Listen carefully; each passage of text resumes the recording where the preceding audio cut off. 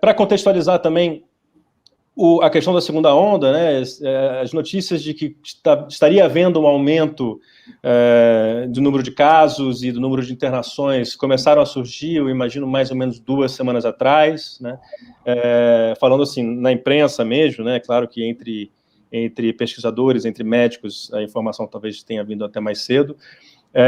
Teve um áudio que circulou muito do diretor de um grande hospital de São Paulo, soando o alarme, depois outros hospitais deram informação de que as suas UTIs estavam cheias. Teve um hospital em Curitiba essa semana que falou até de não receber mais pacientes. Então, quer dizer, isso já é um sinal até de que poderia chegar no limite, o que é uma coisa extremamente preocupante.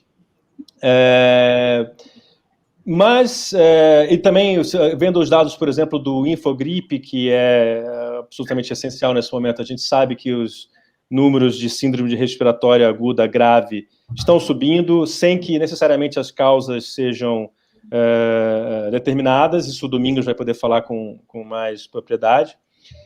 E tem a questão também do meio tempo, né? A gente está falando no mês de novembro, que é o mês das eleições. A gente já teve o primeiro turno, semana que vem, agora, nesse próximo fim de semana, tem o segundo turno. Há prefeitos que estão sendo acusados de, vamos dizer assim, esconder os dados, ou pelo menos não tratá-los com o devido cuidado, o que, se for verdade, é uma coisa que põe em risco a população. Então, eu acho que esse é um ponto que também precisa ser tratado aqui, eu acho que a gente vai levantar isso também. Então, começando para passar a bola aqui, as perguntas, né? Bom, então, olha a segunda onda, né? Mas, será que a gente pode falar sobre a segunda onda realmente? Ou seja, o que é que define uma onda? Quer dizer, uma onda é um termo técnico ou é só uma expressão de uso comum, né? O que é uma onda, Domingos? Então, a Patrícia, inclusive, pode complementar isso comigo, porque na Europa, e adotado pela OMS, inclusive, se criou um cenário, um padrão para a gente definir a segunda onda, que seria um aumento do número de casos em torno de 50% dos praticados anteriormente, de maneira sustentada por uma semana. Veja, esse cenário é muito próprio para as segundas ondas que estão acontecendo na Europa, que eles saíram da primeira onda, controlaram o número de casos, diminuíram a quase zero o número de casos, o número de óbitos, tá? E depois começaram a enfrentar um crescimento de casos de maneira sustentada, como está sendo observado agora. Por exemplo, esse não é o caso, por exemplo, para o Brasil e para os Estados Unidos, tá? Eu diria que aqui, que eu posso afirmar com um grau de segurança bastante grande, que o Brasil hoje está vivendo uma segunda onda de crescimentos da pandemia. Então, ele é uma definição um pouco diferente. Por que crescimento da pandemia? Crescimento de casos da pandemia? Porque, veja, nós nunca abaixamos o número de casos aqui no Brasil de maneira sustentável. E aí aparecem vários pesquisadores, com razão, falando a seguinte coisa: olha, nós nunca saímos da primeira onda. Isso é um repique.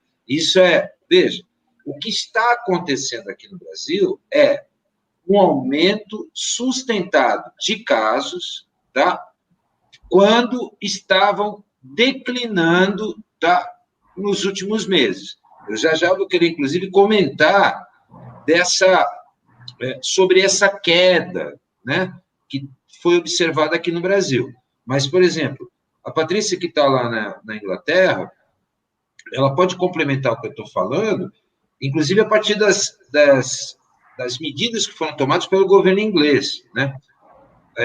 Inclusive, atualmente, que eu sei que é um desastre para os ingleses, né? Que é a proibição de voltar aos pubs, né? Não, assim, eu acho que, pegando o gancho do Domingos, eu acho que um clássico de uma onda epidêmica, de um surto epidêmico, né? Eu acho que eu falei um pouco sobre isso lá atrás, é você ter uma curva muito acentuada, né? Então, ela realmente ela sobe e desce redondinha, né? Então, essa é a curva que a gente observou na Itália, que a gente observou em vários países da Europa, e não é a curva que a gente observa nos países em que a gente observa uma maior desigualdade. Eu acho que essa é uma característica desses países mais em desenvolvimento ou países em que existe uma desigualdade territorial muito grande. Então, o que aconteceu na Europa? Subiu, as medidas de contenção funcionaram, rapidamente o número de casos desceu e, consequentemente, o número de mortos, e aí você atingiu esse patamar de quase zero. E passamos um verão aqui em que existiam restrições, e eu acho que restrições maiores do que eu vejo acontecer agora no Brasil. Eu acho bem importante falar, porque em nenhum momento aqui na Europa foi liberado geral, existiu sempre um estado de alerta e uma restrição a grandes aglomerações, etc., que eu não vejo acontecer no Brasil nesse momento. Ou não ouvi acontecer já em nenhum momento, né? Mas, enfim, o que aconteceu no Brasil? No Brasil, a gente subiu e a gente ficou 4, 5 meses num platô de mais ou menos 1.000 mortos por dia. Então, a gente subiu e estacionou.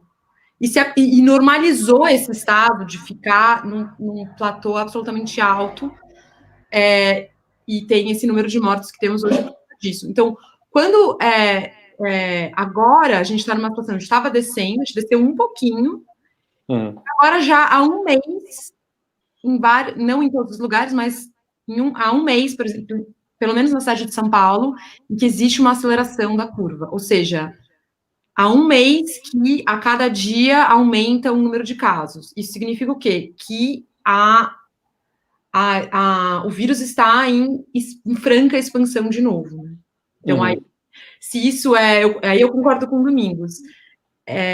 Eu acho que, independente do nome que a gente dá, se é segunda onda, se é repique, ou se é, enfim... Outra continuação. Coisa, eu acho que o fato que a gente não pode negar é que existe um crescimento, uma expansão sustentada, e a gente precisa reagir a isso. Porque aqui a galera demorou muito tempo para reagir, e a gente está numa situação pior do que a gente estava lá atrás. Então, sim.